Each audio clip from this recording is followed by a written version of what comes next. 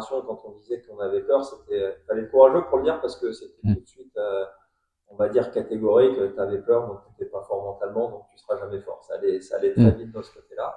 Aujourd'hui, on arrive à en parler. Enfin, beaucoup de joueurs en ont parlé plus, donc c'est moins, on va dire, rédhibitoire, tu vois, pour le haut niveau. Mais on disait toujours, bah, ça va passer. Faut pas avoir peur, ou avec la confiance, ou en progressant, ou en Et le essayant. déclic, c'est quoi pour toi? Bah, ça va pas passer. Ça va pas passer. Ça va pas passer.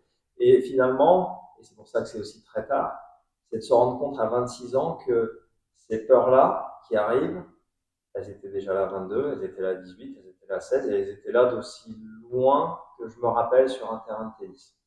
Alors c'est vrai que certaines choses se sont améliorées, d'autres non. Et donc c'est à partir de là où j'ai commencé à me dire, bon, il faut vraiment que je travaille là-dessus. J'arrive à identifier mes schémas, on va dire, sur le terrain. Souvent, c'est compliqué en début de match. Je suis en train de me battre. Et puis, tout d'un coup, je suis mené à un set, un break. Et je me dis que je vais perdre et je commence à jouer, donc je gagne. Et tout le monde me dit que je gagne parce que, ah, putain, tu t'es bien battu. Tu étais mené à un set, un break, tu es revenu. Et moi, je me dis, mais non, en fait, c'est tout l'inverse. J'ai gagné parce que j'ai arrêté de me battre et que j'ai commencé à jouer. Mais pourquoi il faut que je valide cette case, quoi qu'il arrive, quand je joue? Et donc, c'est là où je commence à travailler. C'est tard.